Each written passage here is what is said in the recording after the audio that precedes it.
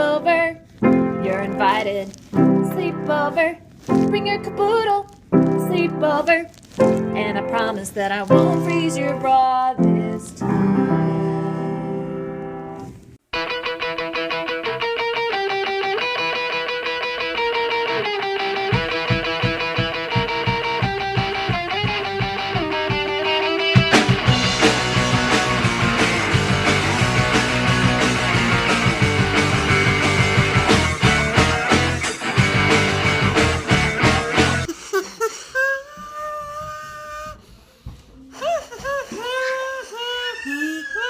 All right, Sleepover, episode 15, take 2. So Marie, I'm glad to see you again. And I was looking over my notes this morning, from last week, and just thinking, how could I be helpful to you today? Yeah. You're wearing your glasses. Is there something troubling you? I'm depressed. Not really. I'm not, but I was, Kate. Yes. Well, I almost don't want to call it depressed because I've been, like, clinically depressed in my 20s. I was low. Yeah. And I knew I was low for a number of reasons. I took things more personally, like at work, especially from men, for some reason. If somebody would, like, just talk curtly to me or say something, I was like, that's condescending. And it's not, and I normally don't care about those kinds of things. And then I would have those thoughts, and the repercussions was that I would feel bad about myself. I want to, like, oh. And, I just thought maybe that was, lady times or... Don't let her have the nuclear codes 4 days a month. Don't let her have the codes 4 days a month. But I knew there's really something going on when I lost interest in activities. Like? Sleepover. Can you believe it? No. One of my favorite things to do is edit this show and put goofy graphics all over. And I just didn't want to. And, I mean, there was some funny stuff. I tried what may actually be my first beef jerky ever. Old Trapper? So good. That's actually quite good. I think I just always thought it would be hard to chew. Which, yeah, it's a little chewy. There's some pieces that you're like, ugh, I quit on this.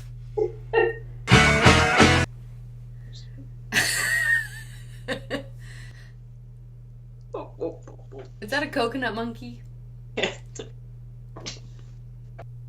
Yeah, we could talk about how we have nothing.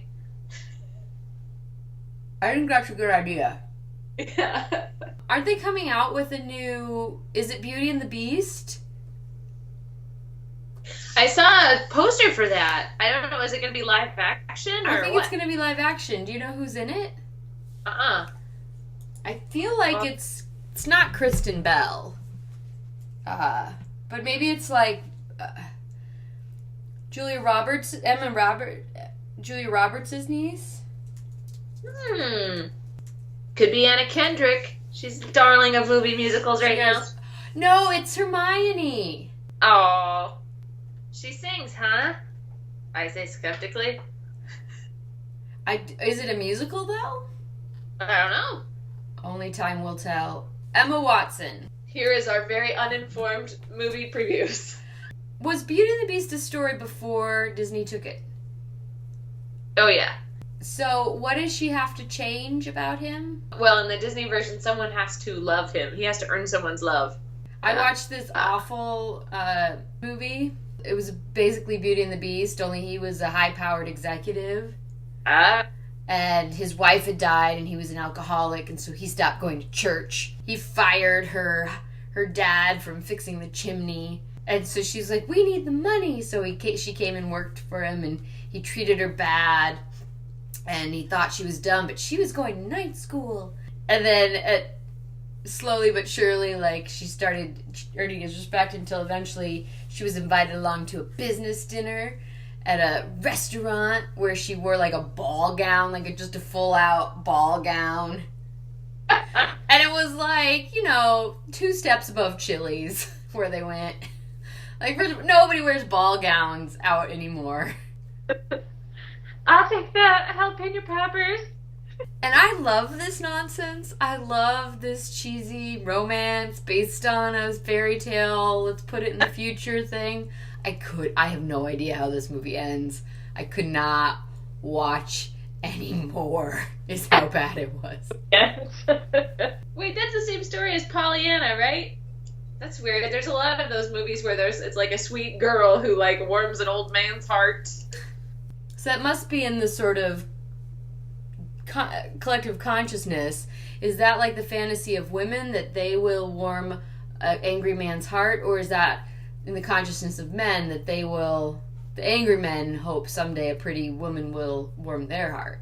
Well, maybe that they will first see through the ugly, mean exterior to the sweet person that they are inside, even though they've done nothing to earn it. So the men want this. This is the men's fantasy. It's probably both, right? Well, Because how many women have you seen that are with a guy who is like just not adequate, and they're gonna turn him around somehow?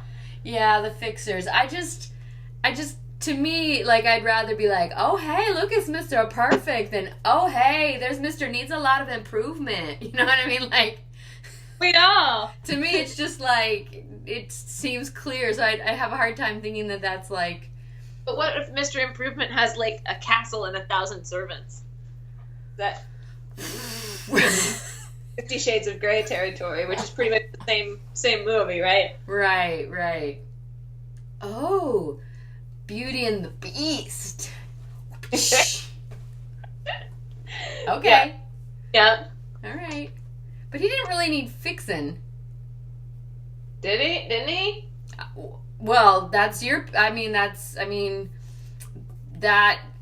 maybe at 15, that was like a way in which girls could feel like they were powerful. Because at 15, you don't have much power as a human being. And as a young girl burgeoning on womanhood, there's not a lot of like, here's how women are powerful, except for like looking hot and getting on MTV. If you somebody, then that's pretty powerful, right? If you can make somebody better. Yeah. I think it is maybe there's a fixer upper there for girls. Yeah. I actually take it back, because what guy thinks he needs fixing? I don't care how like cold your heart is in your mansion. That can't be your fantasy. Damn it, it's the girls. But it works out for them, because then if something's wrong, it must be that the woman isn't working hard enough to make the relationship go. But ladies and gentlemen, feminism. So my friend Angela got me this really cool Dr. Jekyll, Mr. Hyde.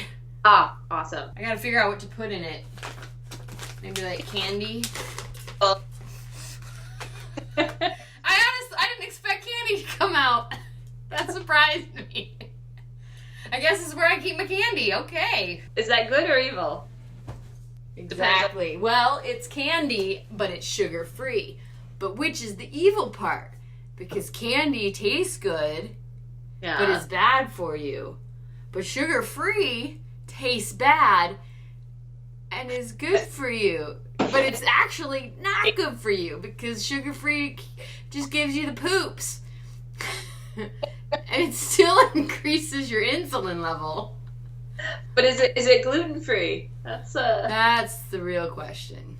So everybody gets excited in Iowa about what the new fair food is going to be. Uh-huh. Because there's always some new ones. And I saw in the thing there was going to be artesian bread. Like an artesian well. I don't know what that means. Presumably artisan is what I'm assuming artisan bread. There's going to be funnel cake bacon. That sounds pretty good. Oh. Yeah, I was at Perkins the other day, and they had these, like, bacon pancake dippers. Mmm. Piece of bacon slathered in pancake batter, made like a pancake with a side of syrup for dips. One of my favorites, this is not new this year, but one of my favorites is the hot beef sundae. Because I feel that sounds like a stripper night for ladies. That's some skin-on roasted mashed potatoes. Uh-huh. and then for the ice cream, and then it's covered in like shredded beef, Okay. chocolate sauce, and then a layer of cheese, and then cherry tomato on the top. All right. Is the cheese Oh, and like gravy. whipped cream? There's gravy. My friend didn't like cake, so for his birthday, he used to have his mom make him a meat cake. And it was like hamburgers with like hot dogs as the frosting and it's like hot dogs in the middle with meatloaf, and then the frosting was mashed potatoes. Professor Go-Go out.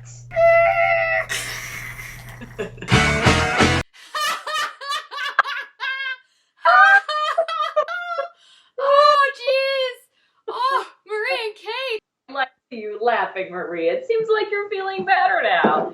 Yes, I am. Because of my past experience, I kind of kept aware of it. I let people know, hey, I'm feeling a little low. I knew that, like, if it didn't start to get better in, like, a week, I should really, like, pursue outside help. Mm-hmm. Because then it could go to depression. And it's harder to get out of depression than it is to, like, you're low and things are better. You know what I mean? Pursue outside help.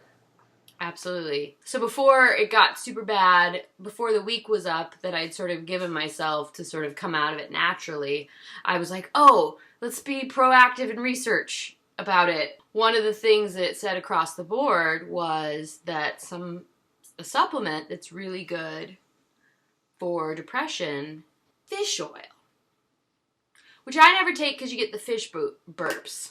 But so I was telling my fella that I needed to start taking these supplements, and he was like, hold on a second. Because he used to give his dog this dog food that wasn't particularly healthy. So he would supplement it with fish oil. And then he learned his dog food was really, really bad, so he got better dog food. So he stopped giving his dog fish oil, and he gave me the fish oil. Dog fish.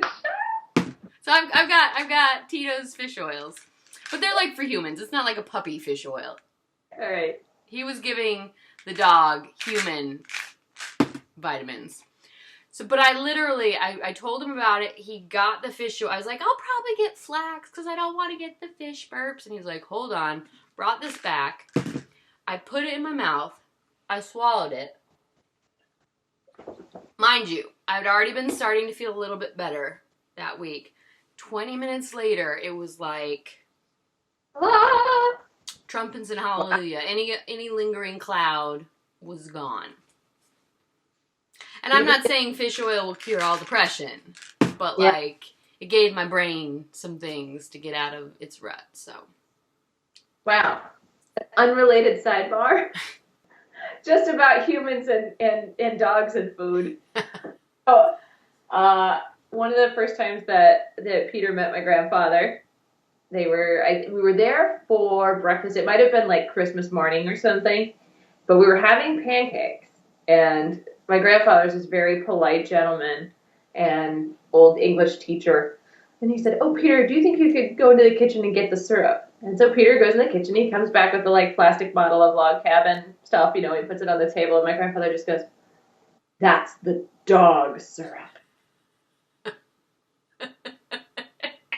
Just looked at me like, really? The guy you're bringing home? What's the human syrup? Was it real maple syrup then? Yeah, there were like foodies before foodies. It was like Vermont grade A maple syrup in a little tin. Who would eat log cabin but a dog? The dog. Why was the dog getting syrup is what I'm wondering. So I've had little depressive episodes. Yeah. Most recently, well, first of all, being pregnant gave me sympathy with friends who have borderline personality disorder or just like extreme moods, because I just didn't have a lot of patience, I think. I was just like, okay, good stuff happens, bad stuff happens. I'm just sort of like, chill. Yeah. Then I had all these hormones rushing through me. Oh, God, Marley and me. Or even elation, like excitement about stuff, and anything having to do with babies. And I was just like, this is actually kind of, the euphoria is really fun. So it gave me a deeper understanding of why people go off their drugs. which I sort of understood in concept, but like that I was really getting it. And then, you know, also it is out of your control. I mean, how you handle it's still in your control, but my reactions to things were just so much more extreme. Yeah. And that's what made me so frustrated, is because it was the lack of, normally, you know, like, I'm not in control of my emotions, but I'm not affected by them. Right. I'm like, oh, because of yoga, you know, like, so much. I'm like, oh, this is happiness. This is sad. This is anger. But when you're like an outside observer who's feeling the stuff, but you kind of have this extra remove where you're being evaluated. Yeah. The emotion is not me.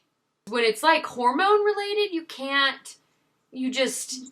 it's just like a wave. Then you can't, for me, I couldn't even help it. And so that made me not hate myself, but get down on myself, because I felt out of control, where I'm normally like, here's the emotion. But I am not the emotion, and instead it was like,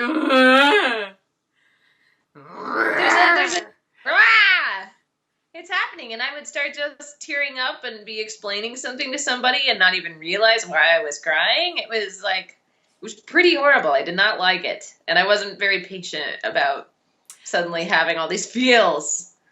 I call that my sad for no reason. And I almost feel like, I hope that's not like me being a cop-out, not being in touch with stuff, but so often it's just like, when I cry, it's like sad for no reason. Like, because I'm not reacting to my external world. It actually started happening to me when I started doing yoga back in 2007. And that's how I got into yoga, because I had it as like we had a fitness membership through my work. And so I just go to classes, and after a while, like, I'd be like in a child's pose, and I would just, like, I wouldn't be sad, but I would just start crying. And I was like, well, there's something to this. This is happening. This is big. If this is happening. And that's what actually got me into becoming a teacher and blah, blah, blah. I had a good buddy who told me that sometimes he just needs to take a day, and you just shut down, and you give yourself permission to, like, take the day off work, lie in your bed, and you don't have to sit there thinking, why am I doing this? What's wrong? Evaluating your life, finding something to blame it on, you know. You just take a day. And it was like great advice. Yeah. Which I usually don't take, but to feel. Just to feel. Yeah. Yeah, just to feel crappy for no reason. That's all right. Well, whenever you take a day, here's the question: what's your soundtrack? Oh man, there's so many good ones. I think we could use some professional help. You know what we should call? Who? Is Megan. Totally. She's both a like professional therapist and a professional lie in bed, cry to sad music. All right. All right, let's call her in the future. Space Helmet. Future Pod.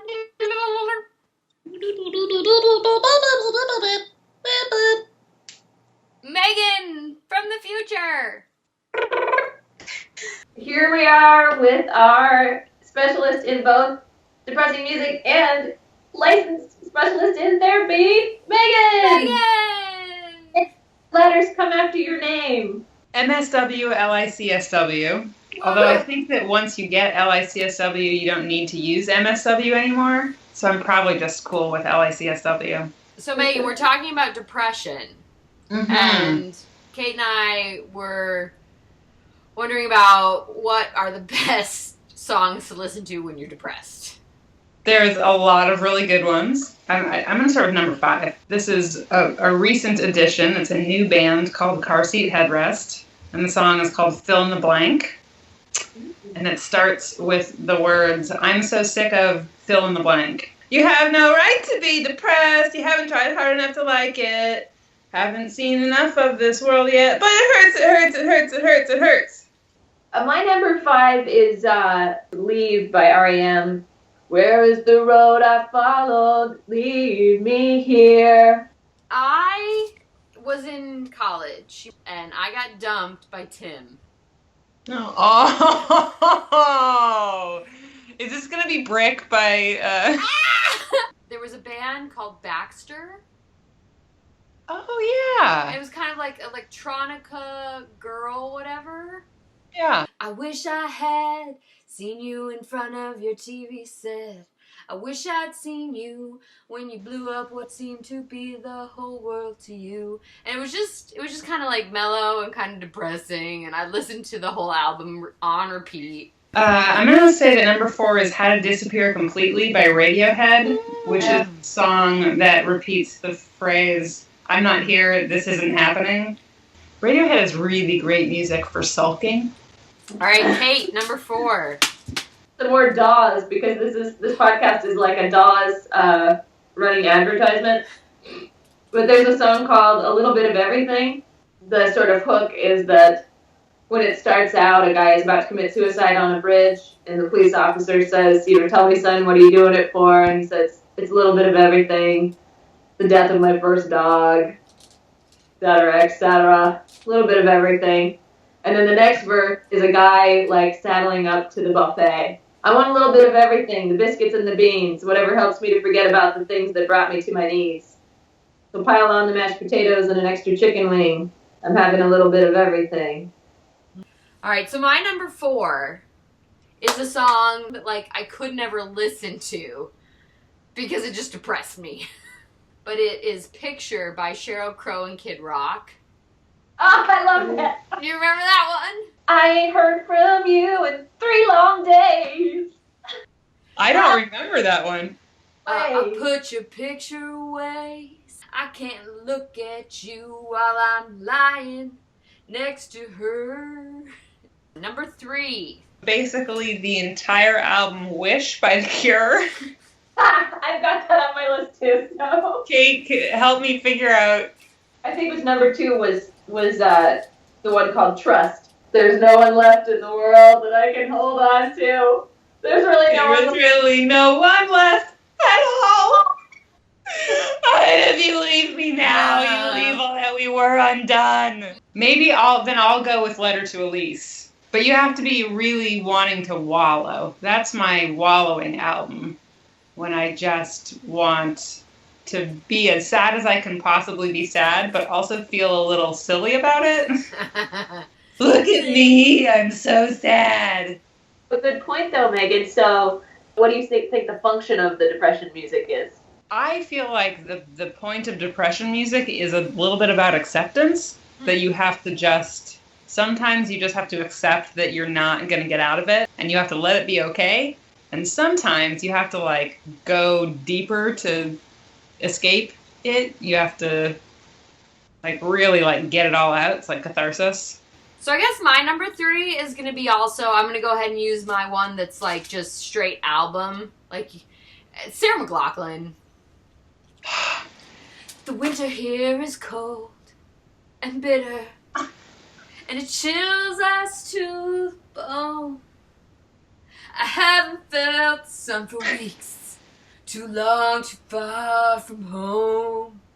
And it feels just like I'm sinking as I climb for solid ground. I'm pulled down by the undertow. I never thought I could feel so low. And oh, darkness, I feel like letting go. I got Spotify recently, and I decided to listen to that album. I haven't listened to it in probably 20 years, and still remembered every single word. And it's still good, which I was not expecting. All right, number 2. I found a song called Is This What You Wanted by Leonard Cohen that says, is this what you wanted, to live in a house that is haunted by the ghost of you and me? Here's one that I don't listen to a ton because every time I hear it, I cry. The Dar Williams song called The End of the Summer. So I raised up my arms and my mother put the sweater on. We walked out on the dark and frozen grass, the end of the summer. It's the end of the summer when you send your children to the moon. So my number 2 is a song that, I had this ex, and we both knew things were not going to work out. And so we heard this song together, and, we loved it, but we cried. We just, bawled together about it. And it's My Immortal by Evanescence. Oh! Right? Yeah, Super cheesy. I'm so tired of being here, suppressed by all my childish fears. And if you have to leave, I wish that you would still leave, 'cause your presence lingers here, and it won't leave me alone. These arms won't seem to heal. The pain is just too real. There's just too much that time cannot erase. And we run. Life was so good when we were together, but now we're not. Like, it was just, like, awful. So, like, I can't listen to that song either. So my depression songs are all, like, songs that just depress me when I hear them. Number 1 on my list is Riverman by Nick Drake. That is Betty deep. came by on her way, said she had a word to say about things today and fallen leaves. Said she hadn't heard the news, hadn't had the time to choose a way to lose, but she believes. Going to see the Riverman, gonna tell him all I can about the plan for lilac time.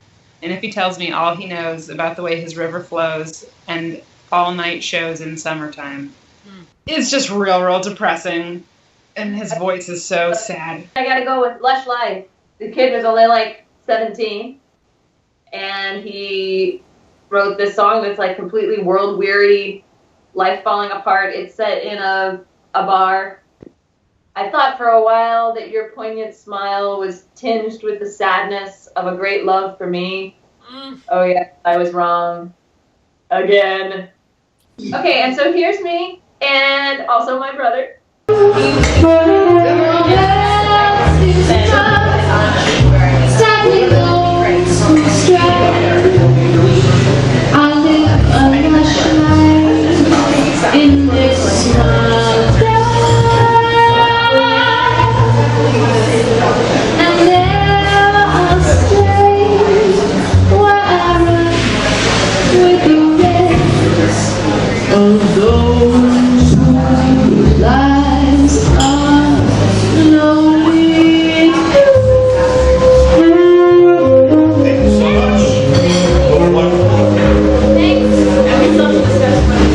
Whoa, that's super depressing. That's sad. I kind of misunderstood the assignment. And I picked the songs that depress me, not the songs I listen to when I'm depressed. Gotcha. My number 1 depressed song always makes me super sad. Eleanor Rigby lived in a something, and she was alone. Nobody's home. All the lonely people. Oh gosh, I can't handle Eleanor Rigby. It's so depressing. Why did we do this? Back to you, Kate Marie. Thanks, Megan. Another thing that I did now that I'm in my 30s is I remembered, at least subconsciously, because it wasn't my plan, but after it happened, I thought, aha, to sort of celebrate the success of being out of it. Oh, yeah. Once I had come out of it, I worked my next day off. I was just like, I never spend money on myself, like, ever. I'm going to have a pedicure. I'm going to go treat myself to a pedicure because my dogs were barking from work, and I had some birthday money. I was like, what am I doing with this money in my pocket? Right. So I went and got a pedicure, which felt really like self-enriching because they massage you and you sit in a massage chair. Oh, I love that thing. And then my Aunt Jan told me about these things called baby feet. You put your feet in these little plastic things with this goop. Okay. You tape it up, put a sock on it, you sit with it for an hour. You take it off, you wash it off, and then 5 to 7 days later, an entire layer of your foot, the outer layer of your foot skin, all your calluses come dripping off. How transformative is that? You're like a cicada. Oh, man. I don't know if this is coming in loud and clear. Oh. But it just, like, kind of peels off. Oh. And I have baby feet. Feet gross you out, huh? I'm going to send you a picture of what I saw when I got a massage recently. I was in this, like, office complex, and same thing. I thought, well, I need a little treat. I need to do some self-care. I'm exhausted and stressed, and, you know, it's mom time. So my mom came over to watch the kids, and I went and got a massage. Every other office had, like, nice little plants outside the door and, looked all peaceful. But then one of them had these two guys from Star Wars standing guard. Unfortunately, that was not my massage room, so I don't know what kind of massage was going on in there. Well, Marie, our time here is almost up. I feel like we've made a lot of progress today. How are you feeling? Transformed. Yeah! Baby feet has been one of my favorite therapies to come out of the last few years of medical research. People are afraid of dying. I just get younger. You get younger all the time. On my feet. In fact, I'd like to give you a little assignment, if I could, for next week. Yes. I would like you to come back to our session with a Sweet 16 idea. Ooh. And pretend that you're having your own 16 transformation again. Huh. How would you like to celebrate that? With a mansion? With an apartment? I want to play MASH with you.